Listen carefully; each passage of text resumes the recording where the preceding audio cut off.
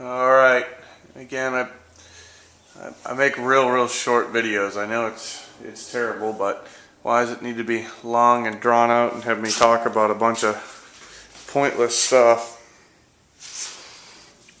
So, and I did this in my home garage, where I still have to store my lawnmowers and stuff. So if I can do it, it does have some dust in it. And if you can kind of see it here up at the top, it's got some dirt in it. But I mean, I'm gonna wet sand and buff it for them too.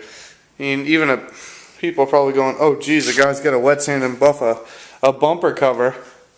But yeah, I mean, you're doing it in your home garage, and you know, you promise somebody a quality job. That's one of the things you're gonna have to do. But it came out good. I'm pretty pleased with it. And you know, even like doing insurance work and stuff, a lot of the times at the shop we don't get paid to, if we put a bumper cover on a car, the insurance company will only allow to put the bumper on the car and, you know, paint a bumper and put it on, get your cover out of it. But they don't, you know, most of the time you can't blend into the quarters or something. You just gotta do your best and make it match. But in an instance like this, because this has never been painted before, well, until this, it's never been refinished, so it matched real good. So what I did, and you can see right here, see if I can zoom in on it. Even right here, what I did is, I know it looks kind of stupid, but it did have a chip right there too. And what I just went ahead and did, here it is. You can see the dot of my camera here too, from how shiny this thing is. It's got a great gloss to it. But I just went ahead and I touched that spot up. And the reason I touched it up is because I don't want to get a lot of base up in here, because this is where it meets the quarter panel. So I was just fixing the corners. That's why I just kind of went and misted my color off to there. That way from here up on the car, it's still going to match perfect. Even though the English color did a good job mixing this. So this is it's Galaxy Silver. Let me see what it's WA519F. I don't know if you can see that there.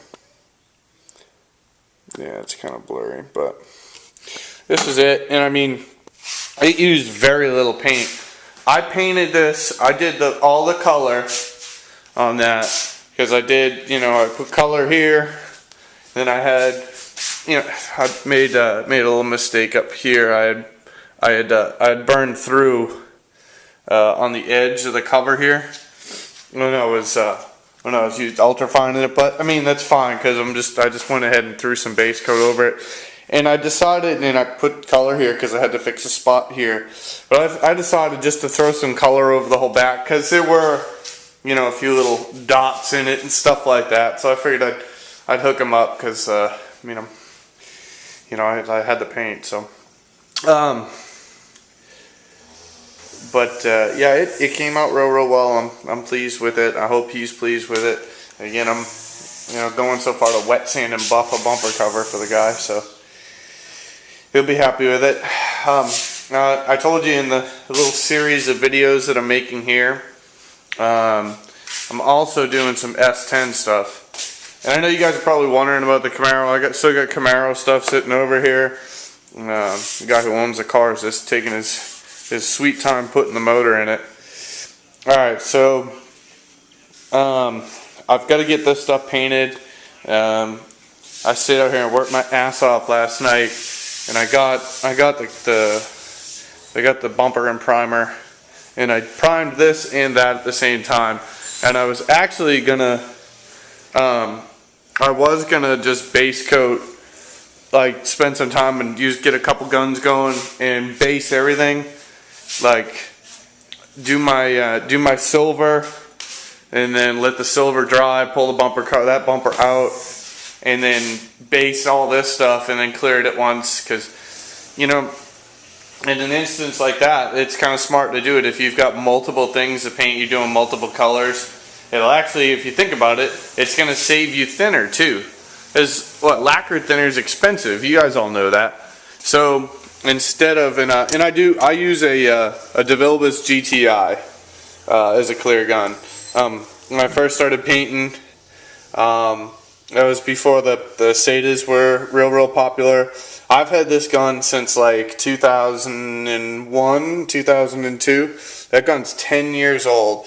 I've rebuilt it 2 times. The thing still works awesome. I use a 1.4 tip. I like to have a lot of material coming out when I'm clearing.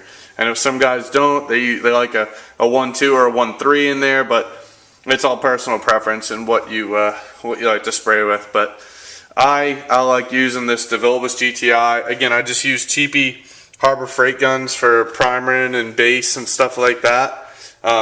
It works, you know. And when they get screwed up, you throw them out. And then I do have a good clear gun. But back to saving thinner. So you get a couple guns going.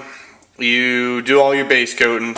All right. Then you're only mixing up one big batch of clear. Okay.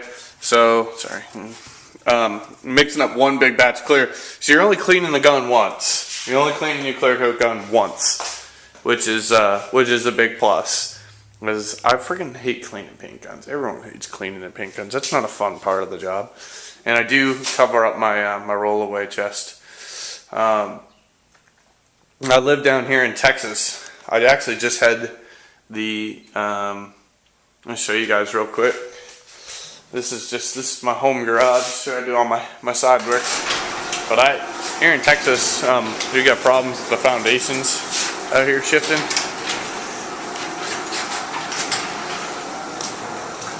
So I'll show you. I put piers underneath the house, and this is right here. This is where they had to bust through my driveway. And if you look back, my garage was sinking off to the left. So.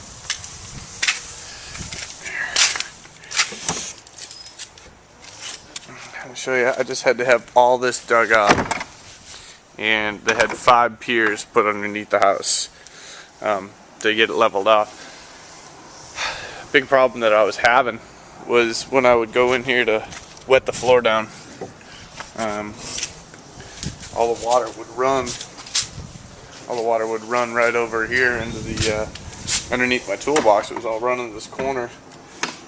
That's how I first discovered that I was having an issue out here. And now I just have a little puddle, so I'm pretty happy with it. When they lifted the house up, it actually straightened my driveway out too, because the seam right here too was messed up, so I got that taken care of as well. And let me see here. Yeah, and I gotta get some fans in here too. Coming into the warmer part of the year, so I don't have a traditional exhaust fan in my garage or anything, but that's what I've been using to get some of the overspray out of here. And it actually, the thing works great. I found a trick to painting and keeping stuff clean in a garage is wet your floor down. Tell your wife, whatever she does, not to open that friggin' door at all. And just keep the garage door open partially when you're clearing, because the base coat you can get nibs out of base coat, but yeah, I only keep the garage door open a little bit, and after you're done clearing, get out of here, walk away, and I have a pretty good success rate out of my home garage. So. Alright guys, well, again, I'm going to make another series of videos, and I'm gonna get this stuff painted. I'm going to get all this stuff painted probably the next couple of days, because I do work for a living, so I'll get this stuff painted as well, and then I'll get the truck over here, and I'll make a video of putting the front end together on it. So, alright, thanks for watching me, and I'll talk to you guys soon. Take care.